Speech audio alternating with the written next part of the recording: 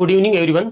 आज अपने Indian economy को इंडियन इकोनॉमी और राजस्थान इकोनॉमी दो पार्ट अपने आरएस प्री के सिलेबस में है। तो अपने आज राजस्थान की जो इकोनॉमी है उसको स्टार्ट करने जा रहे हैं। राजस्थान इकोनॉमी में अगर मैं मोटा मोटा बताऊं तो क्या सीन है, जैसे राजस्थान इकोनॉमी में अगर बात करें तो सारे क्वेश्चन है ऑलमोस्ट मान के चलो टोटल क्वेश्चन वो राजस्थान की इकोनॉमिक सर्वे से आ जाते हैं। सारे क्वेश्चन राजस्थान की इकोनॉमिक सर्वे से आ जाते हैं। कितने क्वेश्चन आते हैं राजस्थान की इकोनॉमिक सर्वे से? आते हैं 12 से 15 क्वेश्चन। इतने क्वेश्चन आप आराम से एक्सपेक्ट कर सकते हो कि एग्जाम में आएंगे आरएस प्री में। और मेंस की दृष्टि से बताऊं तो जितना सर्वे में दे रखा है, आप मान के चलो सर्वे से लगभग क्वेश्चन सर्वे से आ जाते हैं जो मेंस में आते हैं। आरएस 2024 की वैकेंसी आ चुकी है। 700 प्लस पोस्ट आरएस 2024 में आई है और समय दिया है 2 फरवरी तक का, यानी आपके पास आज से भी लगभग 4 से 4.5 महीने अवेलेबल है। नोटिफिकेशन आते ही स्टूडेंट्स पढ़ाई में जुट जाते हैं, पर मार्केट में इतने सारे रिसोर्सेज एवं मिस इन्फॉर्मेशन है कि स्टूडेंट्स को समझ ही नहीं आता कि उन्हें क्या पढ़ना है और क्या छोड़ना है। कम समय में एक अच्छी तैयारी के लिए आपको चाहिए सही मार्गदर्शन और एक सटीक रणनीति। इसलिए मैं अपने फेलो टॉपर्स फ्रेंड के साथ आ रहा हूं आपके लिए आरएस प्रथम बैच लेकर। इस प्रथम बैच की खासियत ये होगी कि ये आपको बहुत ही कम टाइम में यानी 90 डेज में आरएस का पूरा ही कोर्स बाइलिंगुअल मोड में कवर कराएगा। इन टॉपिक्स के पढ़ाने के जरिए हम आपको बताएंगे कि कौन से सोर्सेज का चुनाव करना चाहिए, जिससे कि आपको ये समझ आएगा कि क्या एलिमिनेशन स्ट्रैटेजीज होती है, किस तरीके से पेपर अटेम्प्ट करना चाहिए, कितने क्वेश्चंस अटेम्प्ट करने चाहिए, कौन से टॉपिक्स का कितना वेटेज होना चाहिए, किसको कितने डेप्थ में पढ़ना चाहिए, और साथ ही साथ रिटेंशन कैप्सूल्स भी लेके आएंगे। हम ये भी बताएंगे कि प्रीलिम्स का पैटर्न क्या है और मेंस का पैटर्न क्या है, ताकि आपका विजन एकदम क्लियर हो जाए कि मेरे को इस टॉपिक को इस तरीके से पढ़ना है, इतना छोड़ना है। तो अभी टॉपर्स नोट्स का ऐप इंस्टॉल कीजिए और एनरोल कीजिए प्रथम बैच में।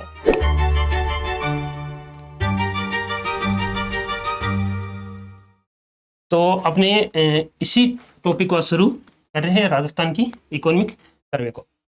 तो चलिए, सबसे पहला टॉपिक अगर आपने सिलेबस देखा हो, आरएस प्री का सिलेबस आप पास में लेकर रखो, तो आपने जब सबसे पहला टॉपिक देखा होगा तो पहले टॉपिक का नाम है मैक्रो ओवरव्यू ऑफ इकोनॉमी। इसका क्या मतलब है? देखो, मैक्रो ओवरव्यू, जैसे मैं आपको पूछूं कि जैसे कोई एक इंसान है, अगर अपने कोई कहें कि इसकी आर्थिक स्थिति कैसी है, तो आप उसको कैसे बताओगे? आप बताओगे कि इसकी इनकम जैसे 1 लाख रुपए पर मंथ है, आप ये कह सकते हो कि इसकी 1 लाख रुपए पर मंथ इनकम है। आप ये इसके साथ में ये भी कह सकते हो कि इनकम तो इसकी 1 लाख है, साथ में इसके पास में 10 लाख की संपत्ति भी है। और तीसरा से कह सकते हो कि इसकी इनकम 1 लाख है और इसकी इनकम कंटिन्यू बढ़ती जा रही है, अगले साल इसकी इनकम 1.2 लाख पर मंथ हो जाएगी। कुल मिला के कुछ पैरामीटर्स होते हैं तो किसी भी जैसे इंसान की पूरा डिटेल बताते हैं कि वो इसकी इकोनॉमिक सिचुएशन कैसे है। इसी तरीके से कुछ पैरामीटर होते हैं जो राज्य की इकोनॉमी कैसी है उसके बारे में अपने को बताते हैं। और वो पैरामीटर जो राज्य की इकोनॉमी को मतलब सभी पैरामीटर पूरी तरीके से बड़ा बड़ा बता देते हैं, उन पैरामीटर को कहते हैं मैक्रो। और ये मैक्रो इकोनॉमिक्स का पार्ट होता है, जिसमें मेजरली क्या क्या चीज आती है? मेजरली उसमें आता है जीडीपी, इसके अलावा एनडीपी, इसके अलावा per capita income, growth, economy किस रेट से ग्रोथ हो रही है। क्योंकि अपने स्टेट की बात कर रहे हैं तो ये क्या हो जाएगा? Gross state domestic product. यहाँ पे क्या हो जाएगा? National state domestic product. इस तरीके से ये चीज़ें चलती है। तो ये मैंने बताया कि मैक्रो इकोनॉमी में अपने क्या क्या चीज़ें शामिल करते हैं, अपने को क्या पढ़ना होता है। ये सिलेबस में मेंशन है कि अपने को मैक्रो इकोनॉमी पढ़नी है, उसका ओवरव्यू देखना है राजस्थान की इकोनॉमी से।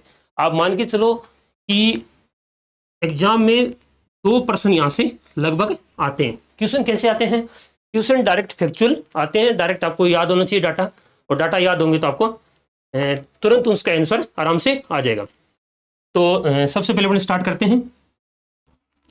सबसे पहले अपने बात करते हैं कुछ बेसिक्स कंसेप्ट की। वैसे तो ये कॉन्सेप्ट है वो इंडियन इकोनॉमी के है, तो पर मैं आपको राजस्थान इकोनॉमी क्योंकि यहाँ पे बात आएगी तो आपको मैं बिल्कुल ही शॉर्ट में ये चीज़ें बता देता हूँ कि वो चीज़ें हैं क्या। कुछ बातें हैं। एक तो होता है करंट प्राइस। इसका क्या मतलब है? करंट प्राइस, इसको हिंदी में कहते हैं चालू मूल्य पर, चालू या इसे वर्तमान मूल्य भी लिखा आ सकता है एग्जाम में। वर्तमान मूल्य पर, इसका मतलब बताएंगे अपने। इसके बाद दूसरा है कांस्टेंट प्राइस पर, कांस्टेंट प्राइस पर, जिसे हिंदी में कहते हैं स्थिर मूल्य पर। इसका क्या मतलब है, कुछ टर्म्स आएगी। इसका एक सिंपल मीनिंग है। अगर मैं आपको बात करूं कि एक राज्य में एक मशीन बनी, एक कोई मशीन बनाई, आप मान के चलो वॉशिंग मशीन बनाई। इस वॉशिंग मशीन की आज में कीमत है मान के चलो 18,000 रुपये। तो करंट प्राइस पे जो इसकी कीमत है, जो करंट वर्तमान में जो इसका मूल्य है, वो तो हो गया 18 के। पर कांस्टेंट प्राइस, स्थिर मूल्यों पे क्या है, जैसे मान के चलो कि स्थिर मूल्य अपने जीडीपी में जब निकालते हैं तो 2011-12 को लेते हैं। तो इसका ये मतलब है कि जब वो 2011-12 था तब उस जो वॉशिंग मशीन है उसकी कीमत क्या थी, मान के चलो उसकी कीमत जैसे 13,000 रुपये थी। तो जो इस तरीके से जीडीपी को भी कैलकुलेट करते हैं कि जो मेन जीडीपी क्या है वो भी आपको थोड़ा सा मैं बताऊंगा। तो जीडीपी दो मूल्यों पे कैलकुलेट होती है, करंट प्राइस पे और कांस्टेंट प्राइस पे, स्थिर मूल्यों पे। स्थिर मूल्य का मतलब है कि अपने ये देख रहे हैं कि 2011-12 पे उसकी कीमत क्या थी। अच्छा, जीडीपी के बारे में छोटी सी बात आई है तो मैं 2-3 टर्मिनोलॉजी और है वो आपको मैं बता देता हूँ साथ में। इकोनॉमिक सर्वे स्टार्ट करने से पहले वो टर्म पढ़ना जरूरी है। एक है जीडीपी, क्योंकि स्टेट की बात कर रहे हैं तो ये हो जाएगा ग्रोस स्टेट डोमेस्टिक प्रोडक्ट। इसके अलावा नेक्स्ट है वो है NSDP, net state domestic product. दो टर्म ये होगी, इनको एक बार में अपने समझ लेते हैं कि ये क्या है। और नेक्स्ट है पर कैपिटा इनकम। ये तीन बातें अपने देखते हैं। देखो सीधा सीधा बताऊं कि ग्रोथ स्टेट डोमेस्टिक प्रोडक्ट क्या है। सपोज करो ये राजस्थान का जयपुर शहर है, इसमें एक कंपनी है जिसने मशीन बनाई है, एक मशीन बनाई जिसकी कीमत है 10,000 रुपये, ठीक है।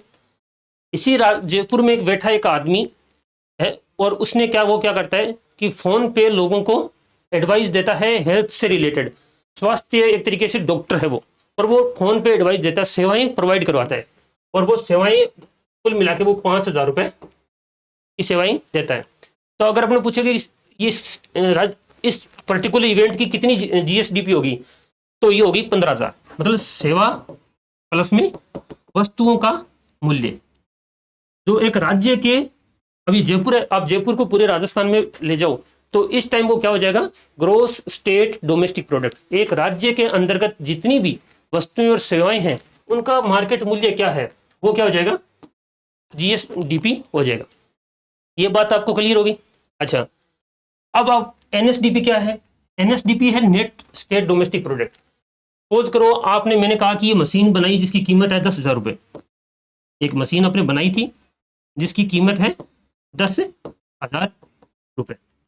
अब ये हुआ ये कि इस मशीन को बनाते टाइम अपने जो कुछ मशीन बनाने के लिए कुछ इक्विपमेंट चाहिए होंगे, कुछ संसाधन चाहिए होंगे, उन संसाधनों का भी हार्श हो गया, वो संसाधन भी डेप्रिसिएशन हो गया।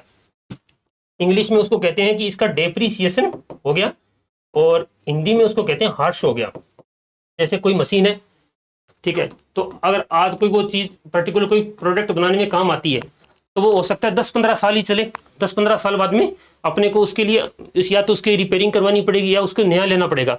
तो उस मशीन की कीमत जैसे 1 लाख रुपए है, 1 लाख रुपए कीमत है, तो वो मशीन अगर 10 साल चलेगी तो कुल मिला के उस मशीन का पर ईयर कितना डेप्रिसिएशन हो गया, 10,000 रुपये पर ईयर उसका डेप्रिसिएशन हो गया। तो जब अपने इस जीडीपी में से आपने जब बात की, मैं आपको यहाँ बताता हूँ, तब अपने इस जीएसडीपी में से जब अपने डेप्रिसिएशन यानी मूल्यह्रास, जो उस चीज को बनाने में संसाधन लगे हैं उनका जो मूल्यह्रास हुआ है, उसके बाद में जो बचता है उसे कहते हैं नेट स्टेट डोमेस्टिक प्रोडक्ट। ये बात मेरे को लगता है सभी लोगों को समझ में आ गई। इंडियन इकोनॉमी में पूरी डिटेल में अपने देख लेंगे इसको। ये तो मैंने थोड़ा सा बताया क्योंकि यहाँ पे अपने आरएस 2024 की वैकेंसी आ चुकी है। 700 प्लस पोस्ट आरएस 2024 में आई है और समय दिया है 2 फरवरी तक का, यानी आपके पास आज से भी लगभग 4 से 4.5 महीने अवेलेबल है। नोटिफिकेशन आते ही स्टूडेंट्स पढ़ाई में जुट जाते हैं, पर मार्केट में इतने सारे रिसोर्सेज एवं मिस इन्फॉर्मेशन है कि स्टूडेंट्स को समझ ही नहीं आता कि उन्हें क्या पढ़ना है और क्या छोड़ना है। कम समय में एक अच्छी तैयारी के लिए आपको चाहिए सही मार्गदर्शन और एक सटीक रणनीति। इसलिए मैं अपने फेलो टॉपर्स फ्रेंड के साथ आ रहा हूं आपके लिए आरएस प्रथम बैच लेकर। इस प्रथम बैच की खासियत ये होगी कि ये आपको बहुत ही कम टाइम में यानी 90 डेज में आरएस का पूरा ही कोर्स बाइलिंगुअल मोड में कवर कराएगा। इन टॉपिक्स के पढ़ाने के जरिए हम आपको बताएंगे कि कौन से सोर्सेज का चुनाव करना चाहिए, जिससे कि आपको ये समझ आएगा कि क्या एलिमिनेशन स्ट्रैटेजीज होती है, किस तरीके से पेपर अटेम्प्ट करना चाहिए, कितने क्वेश्चंस अटेम्प्ट करने चाहिए, कौन से टॉपिक्स का कितना वेटेज होना चाहिए, किसको कितने डेप्थ में पढ़ना चाहिए, और साथ ही साथ रिटेंशन कैप्सूल्स भी लेके आएंगे। हम ये भी बताएंगे कि प्रीलिम्स का पैटर्न क्या है और मेंस का पैटर्न क्या है, ताकि आपका विजन एकदम क्लियर हो जाए कि मेरे को इस टॉपिक को इस तरीके से पढ़ना है, इतना छोड़ना है। तो अभी टॉपर्स नोट्स का ऐप इंस्टॉल कीजिए और एनरोल कीजिए प्रथम बैच में।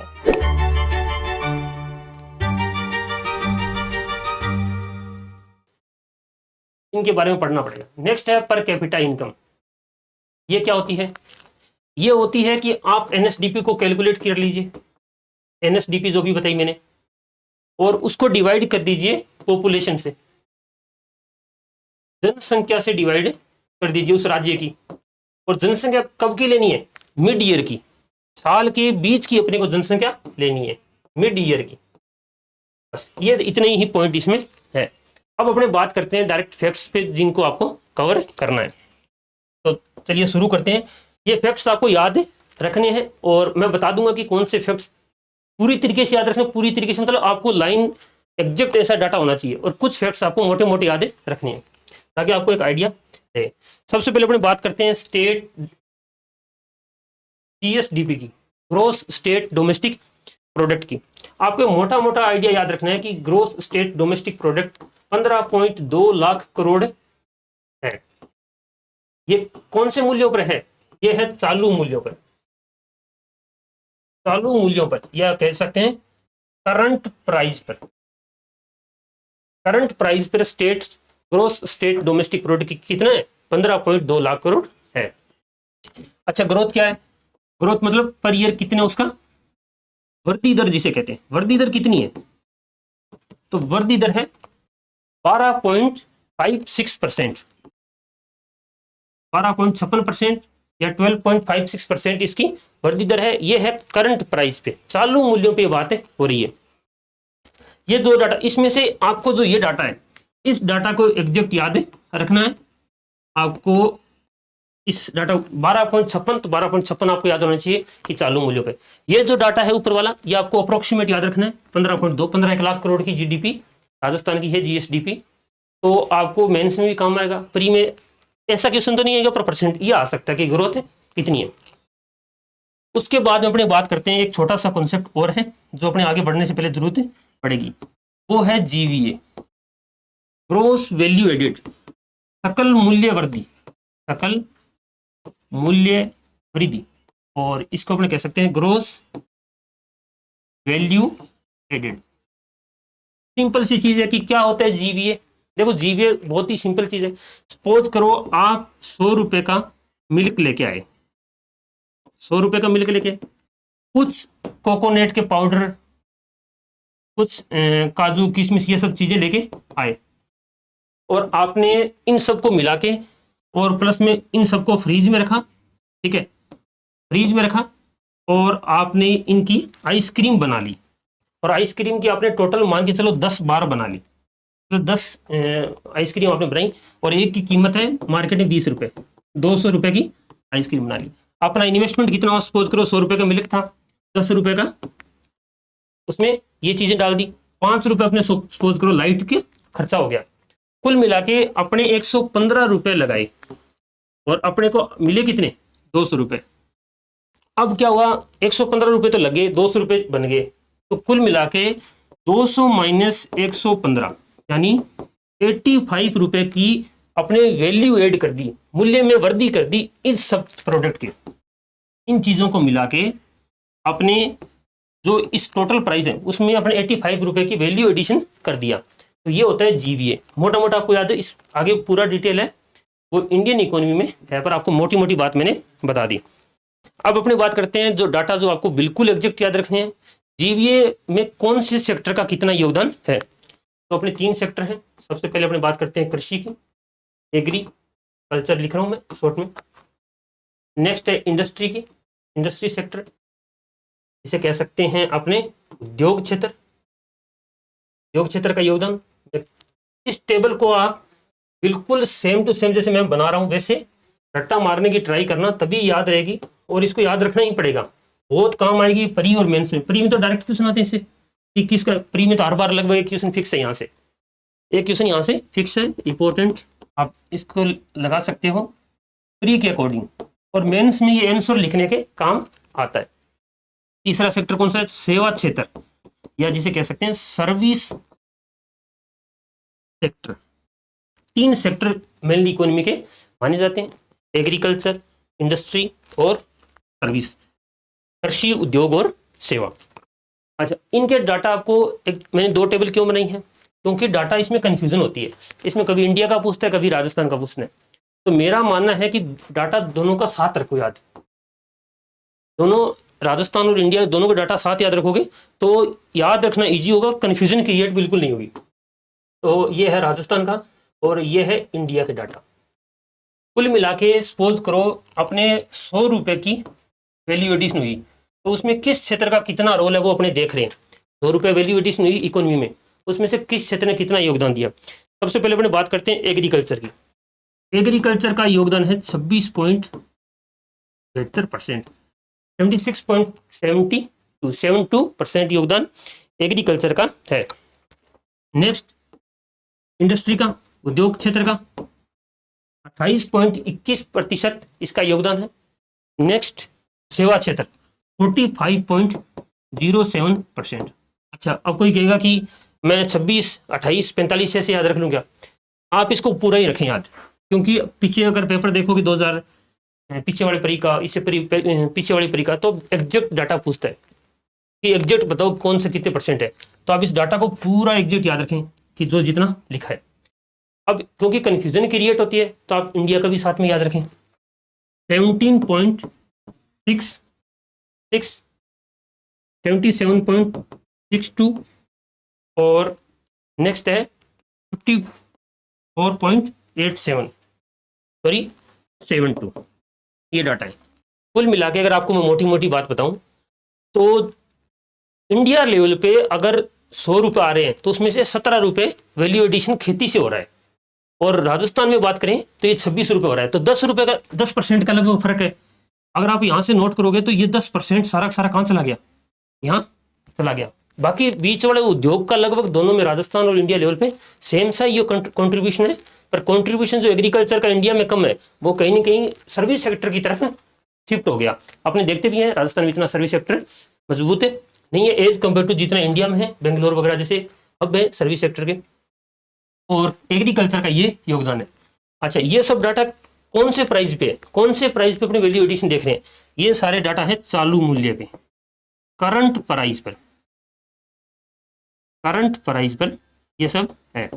तो आप इस बात को ध्यान रखें, ये डाटा करंट प्राइस पे, क्योंकि क्वेश्चन ऐसे ही आता है कि करंट प्राइस पे और बाकी पे, तो आपको करंट प्राइस पे डाटा ध्यान रखें। इकोनॉमिक सर्वे में ये दिया हुआ है, तो आप इस डाटा को ढंग से रट्टा मार ले, क्योंकि प्री में पूरे चांस है कि ये क्वेश्चन यहाँ से आ जाए। अब तक तो ऐसा होता आया है। नेक्स्ट चलते हैं अपने, इसके बाद में जीवीए मैंने आपको बता दिया है। अब अपने बात करते हैं स्थिर मूल्यों पे। स्थिर मूल्यों पे, स्थिर मतलब कांस्टेंट प्राइस पे, कांस्टेंट प्राइस पर। इसका क्या मतलब है? अगेन मैंने आपको बताया था एक वॉशिंग मशीन बनाई थी जिसकी आज तो कीमत 18,000 रुपए, पर अपने को इस बार अपने प्राइस कैसे देखेंगे, जीडी कैलकुलेट करेंगे स्थिर मूल्यों पे। 2011-12 को बेस मानेंगे, 1000 वर्ष कहते हैं इसे। कोई भी प्राइस अपने कैलकुलेट करेंगे तो इस वर्ष को देखेंगे कि इस वर्ष में इसकी कीमत कितनी थी। कोई भी चीज अपने, चाहे वो सर्विस सेक्टर हो सकता है, और चाहे वो मैन्युफैक्चरिंग कोई चीज हो रही हो। तो इस कीमत जैसे अपने बात की थी कि 13,000 रुपये कीमत थी इसकी, तो इस तरीके से अपने ध्यान रखना है। अब कांस्टेंट प्राइस पे कुछ डाटा देखते हैं। देखो, आपको मैंने बताया था कि क्योंकि करंट प्राइस में आज देखो सीधी बात है कीमत ज़्यादा है। अगर आपने बात करें तो आज चीज़ों की कीमत ज़्यादा है, 2011-12 पे कीमत कम ही होगी, कम होगी तो जीडीपी की जो उस आधार पर कैलकुलेशन करेंगे राजस्थान के लिए, जीएसडीपी कैलकुलेट करेंगे स्थिर मूल्यों पे, तो वो कम होगी। बेसिक बात आप समझ रहे हो भाई। चीजें अगर आज ये बोतल, अगर मान के चलो ये बोतल अगर आज 30 रुपए की मार्केट में, तो 2011 में उसका रेट 10 रुपए रहा होगा। तो जीएसडीपी जब कैलकुलेट करेंगे इस बोतल की मैन्युफैक्चरिंग के आधार पे, तो प्राइस इसका ऑटोमेटिक रूप से जीएसडीपी कम आएगी। तो उस आधार पे स्थिर मूल्यों पे जब कैलकुलेट करते हैं तो ये डाटा आते हैं 8.45 लाख करोड़। देखो लोगों को कंफ्यूजन होती है कि ये क्या, करोड़ नहीं है, ये लाख करोड़ है। 8.45 लाख है करोड़। ये ध्यान रखना, कई बार ऐसा भी होता है कि आगे डाटा ध्यान नहीं रखते कि अपने क्या है, सीधा करोड़ लिख देते हैं। 8 करोड़ तो बहुत कम होते हैं, 8.45 लाख है और इतने करोड़ है। तो आप दोनों चीजें एक साथ है। वर्दी देखें तो वर्दी रखना याद इजी है, क्योंकि 8.45 इसकी है और वर्दी 8.03% है। कुल मिला के इसको आप थोड़ा सा रिलेट करके याद रख सकते हो कि 8 के करीब है डाटा। आपको थोड़ा सा ये याद रहे ना रहे, आपको ये डाटा याद रखना है एग्जैक्ट। जैसे मैंने आपको बताया कि करंट प्राइस पे जो वर्दी दर है, जिस तरीके से उसको याद रखना है उसी तरीके से इसको भी याद रखना है। नेक्स्ट अपने बात करते हैं, जो इंपॉर्टेंट चीज है वो मैंने एनएसडीपी आपको बता दिया था। तो एनएसडीपी मैं आपको एक बार नहीं बता रहा, पर अब अपनी बात करते हैं पर कैपिटा इनकम की। अगेन वो डाटा जो अपने को याद रखना है। कैसे निकालते हैं, मैंने आपको सीधा सीधा बताया था कि एनएसडीपी में डिवाइड कर देते हैं मिड ईयर पॉपुलेशन। मतलब एक अगर 2025 की निकालनी तो 2025 तो आया नहीं, भी 2024 की निकालनी तो 2025 के जो बीच का टाइम है उस टाइम की पॉपुलेशन अपने देख लेते हैं, मध्य वर्ष की जनसंख्या, और उसको डिवाइड कर देते हैं तो ये निकल जाता। पर कैपिटा इनकम का मतलब है प्रति व्यक्ति कितनी आय है, प्रति व्यक्ति कितने रुपए कमा रहा है। जीडीपी को जब इसको एनएसडीपी को डिवाइड करते हैं तो ये आ जाएगा। ये डाटा अगेन अपने को रट्टा लगाने हैं। रट्टा इसमें दो तरीके से हैं, आपको दो तरीके से रट्टे लगाने हैं। मैं यहाँ पे एक टेबल बनाता हूँ, इसमें से दो तरीके से क्वेश्चन आते हैं। पहला है कि चालू मूल्य पे, करंट प्राइस पे पर कैपिटा इनकम कितनी है। दूसरा कांस्टेंट प्राइस पे, यानी स्थिर मूल्यों पे पर कैपिटा इनकम कितनी है। तो आप यहाँ पे राजस्थान आराम से देखें, और अगेन इसको आप कंपेरेटिव याद करें कि राजस्थान की कितनी है, इंडिया की कितनी है। दोनों जगह काम आएगी आपको प्री और मेंस में। प्री और मेंस में डाटा आपको लिखने होते हैं कि ये बिना डाटा के ना तो नंबर मिलते, पर अपना उद्देश्य केवल प्री पास तो करना ही नहीं। प्री पास करने से तो क्या होगा, साथ में मेंस भी करना होगा। तो मेंस के लिए आप डाटा थोड़ा सा ध्यान रखें कंपेरेटिव रूप से कि किसके कितनी पर कैपिटा इनकम है, प्रति व्यक्ति आए। तो आप आंसर लिखने में ये डाटा आपको एग्जैक्ट याद रखनी है। डाटा क्या है, अगर मैं बात करूं चालू मूल्य पर राजस्थान की पर कैपिटा इनकम की, तो वो है 1,67,964 रुपए। अब इस डाटा को आपको ऐसे नहीं कि मैं मोटा मोटा याद रख लेता हूँ, नहीं, आपको 167,964 जैसे मोबाइल नंबर याद रखते हैं वैसे इसको याद रखना है। 167,964, 167,964। इसी तरीके से अपने कांस्टेंट प्राइस पे बात करें तो ये 90,831, 90,831 रुपये। अगेन सॉरी, यहाँ नहीं आएगा, ये यहाँ नहीं आएगा, ये डाटा आएगा यहाँ 90,831। मैं दोबारा साफ लिख देता हूँ इसको, 90,831। मतलब अगर स्थिर मूल्यों पे बात करें तो 90,000 रुपये पर प्रति व्यक्ति आए। अगर अपने बात करें चालू मूल्यों पे या करंट प्राइस पे, करंट प्राइस पे, तो पर कैपिटा इनकम है वो प्रति व्यक्ति आए। हिंदी में इसको क्या कहते हैं, प्रति व्यक्ति आए, ऐसा लिखाएगा। बिल्कुल डायरेक्ट क्वेश्चन आता है, प्रति व्यक्ति आए। प्रति व्यक्ति 1,67,964, 90,831, 90,831।